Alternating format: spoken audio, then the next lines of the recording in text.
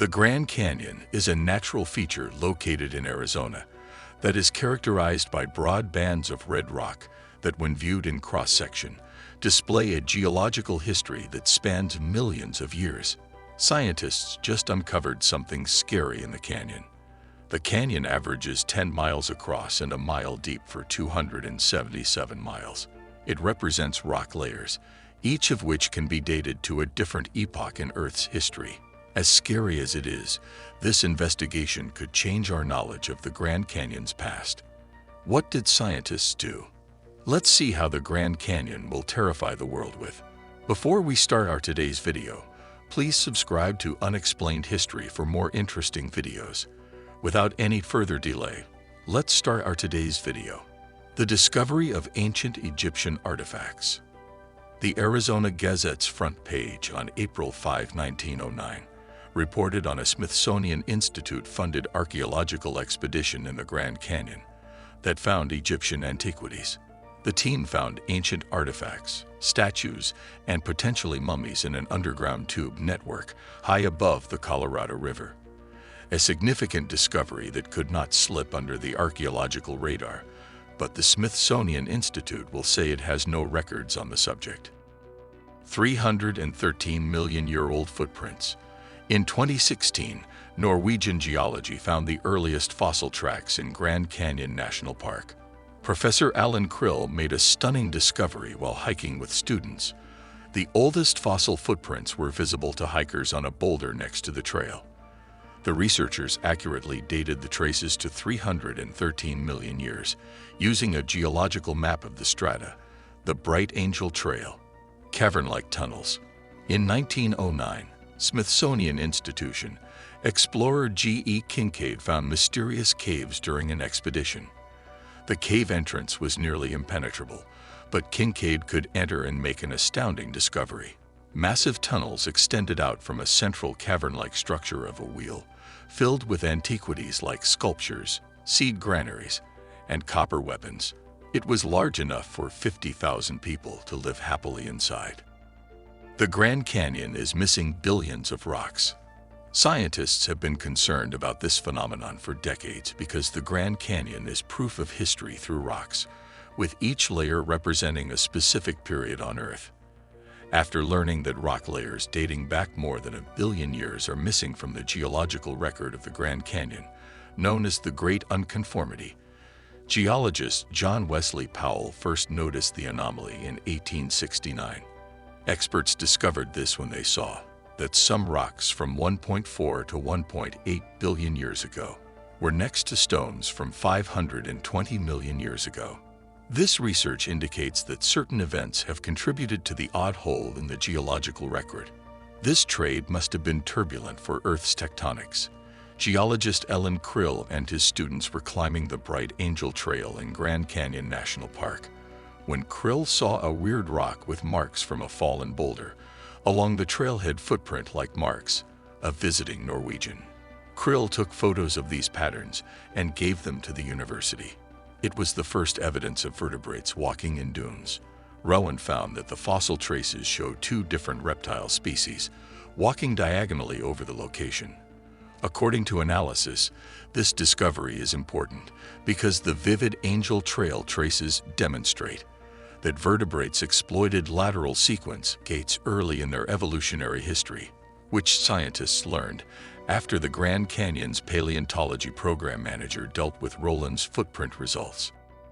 Sloth excrement and mummified bats fill Grand Canyon caves. Many caverns in the Grand Canyon include Ice Age plant and animal remains. Some tunnels are small enough to crawl into, while others can hold a dance party. Researchers studied Ice Age life for 40,000 years using well-preserved fossils. Scientists initially found dung balls in Arapaho Cave at the canyon's western end. Extinct and mummified mountain goat skulls have been unearthed. Community wood rats nestled among piles of animal and plant remnants for generations throughout this excursion. The Colorado River is drying up. The Colorado River runs about 1,500 miles south from the Rocky Mountains to the canyon's arid waterfalls. Before emptying into the Gulf of California, the Colorado River flows through lush wetlands and canyons. It is used for kayaking, canoeing, and other watercraft excursions, providing Grand Canyon visitors with an enjoyable diversion. Since Trump became a Southwest concern, the river has been running low but still flows well at the Grand Canyon. Boaters can still be seen cruising across Nevada and Arizona's Lake Mead, a distinct line in the rock walls at the lake's edge. Environmentalists believe that damming and diversion of the Colorado River have endangered the river, particularly in the last decade. As the Colorado River's future is unknown, travelers should plan their Grand Canyon whitewater rafting excursion as soon as possible. Uranium detected in the Grand Canyon. Although it may seem strange, uranium is present in the Grand Canyon, showing it exists within the Rockies as a radioactive material. This means that radiation exists in its environment, but tests have shown that it occurs at the lowest level possible, making the Grand Canyon very safe for visitors. However, several locations in the Grand Canyon have abandoned mines, threatening those living around or in the Grand Canyon.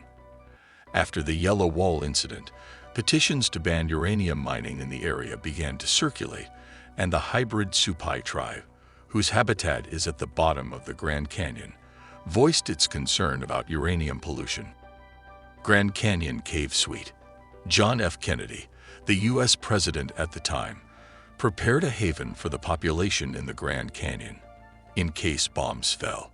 He moved enough food and supplies into the caves to support at least 2,000 people. It is located where JFK's emergency supplies are still fresh and usable after 40 years of storage, due to the cave's naturally dry climate, and the suite shows several modern amenities.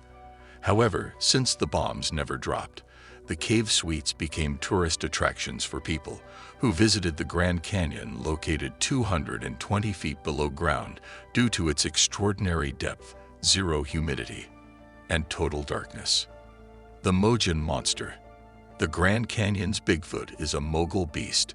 Stevens reported the 1903 Mangiano monster. Stephen told the Arizona Republican he met a pastor near the Grand Canyon. The wild man of the cliffs had white hair on his head, a long white beard that reached his knees, and a long white tail that reached his feet. It smells like a dead fish or skunk and has an awful body odor, making one worry about how dirty it is. Braille's upper arms are enormous and hang to its knees. It has 22-inch tracks. Most rim region hikers and campers said that the Rokio monster attacked their tents at night and took matters into their own hands. It was told to throw furniture, open bags, steal food, and tear tents, earning it the White House's moniker. That's it for today. If you have any ideas about the Grand Canyon's mysteries, please share them in the comments section below. If you like this video, make sure to like, subscribe, and click the bell to get updates. Thanks for watching.